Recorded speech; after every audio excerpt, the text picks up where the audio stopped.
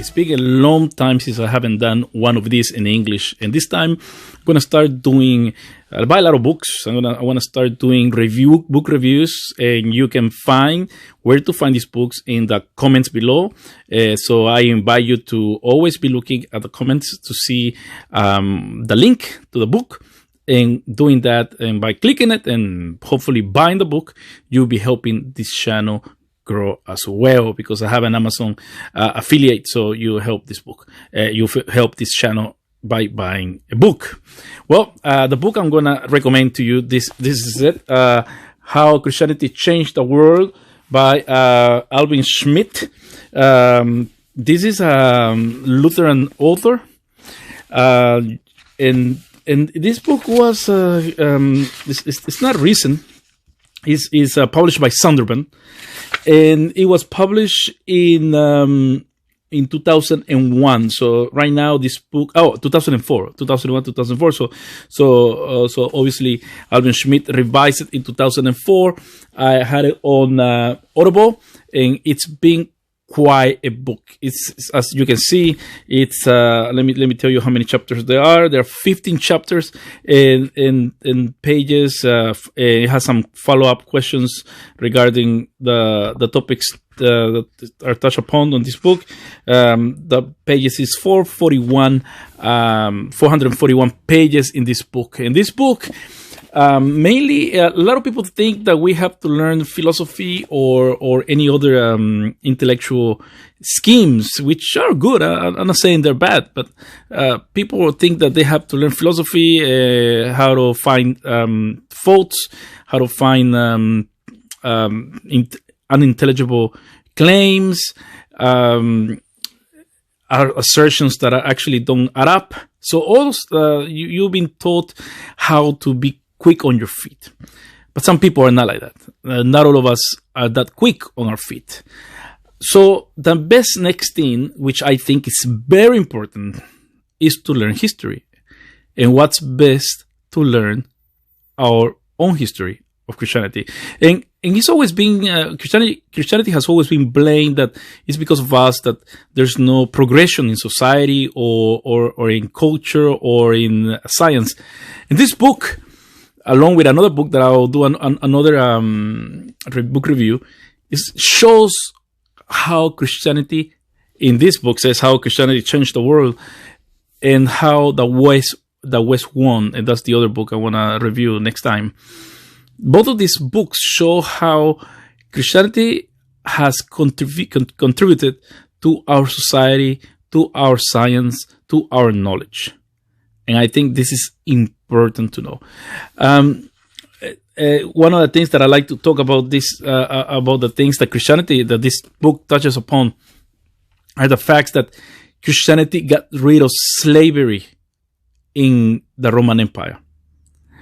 The Christianity as well got rid of treating human beings less than their worth. Mainly abortions. They were the ones who got rid of abortion in the ancient world, and in the ancient world, in the Roman Empire. If a father didn't want a kid, a baby girl or a boy, but mainly baby girls, they were left outside to be either eaten by the wild beasts or taken up as a slave. And women were okay with that. Roman women and Greek women were okay with that. Another thing that the Christianity changed was sexuality.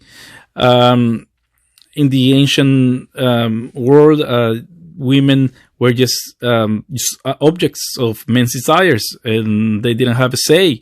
Men were allowed to have many lovers as long as they were not married. While women had to stay at home. But Christianity taught that we as human beings are supposed to be one man, one woman, exclusive. Not inclusive, but exclusive of everybody else.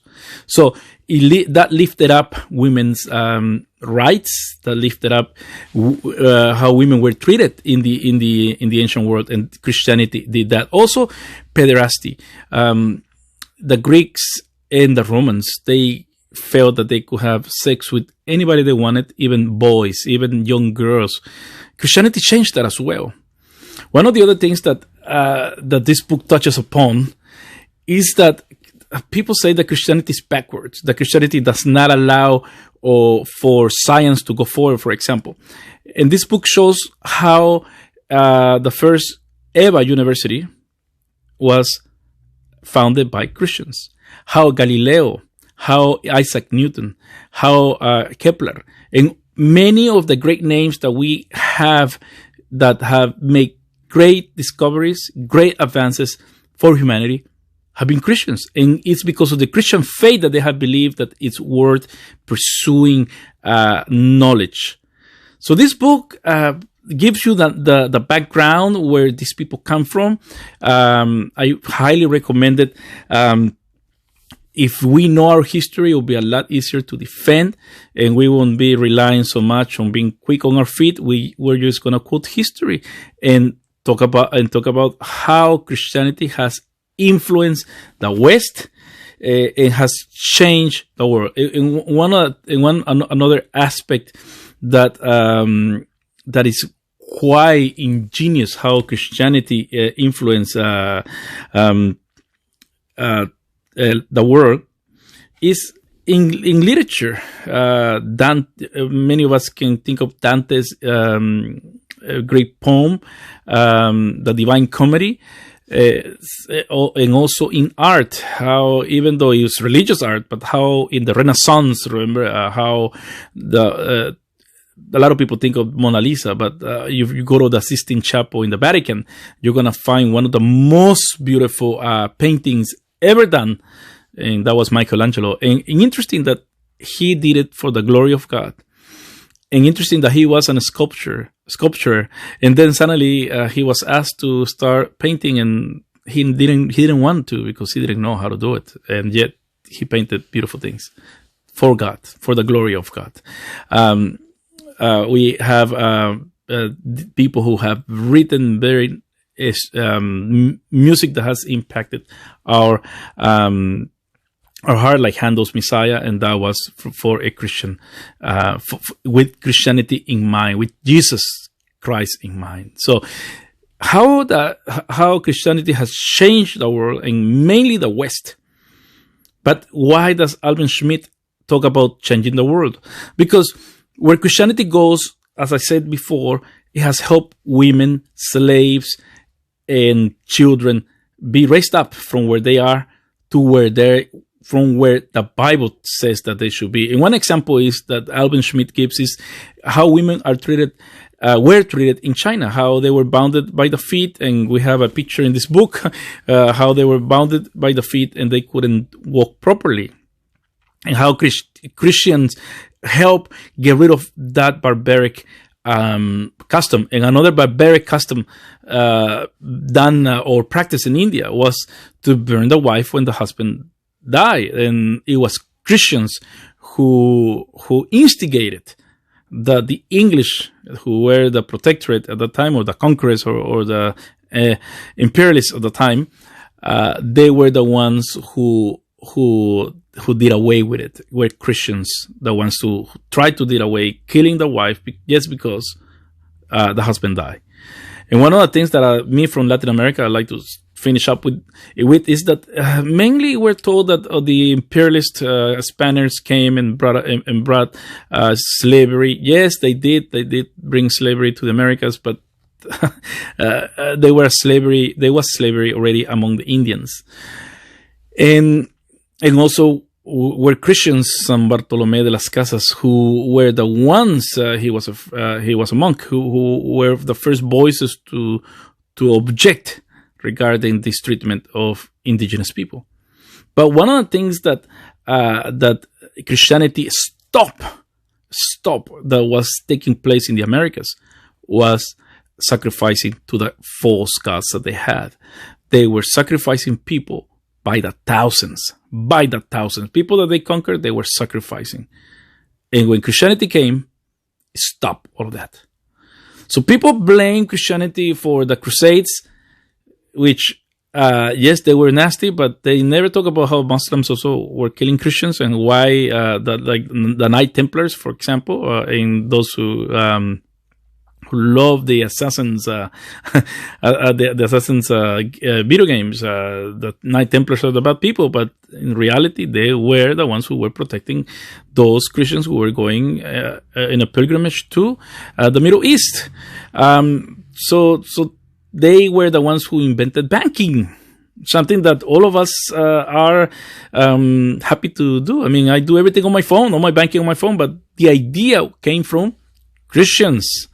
So all these things we owe to Christianity, and society today, they want to get rid of Christianity, blaming Christianity for all that is bad in today's society. I think that this book, How Christianity Changed the World, will help you answer those criticisms with historical facts, irrefutable facts.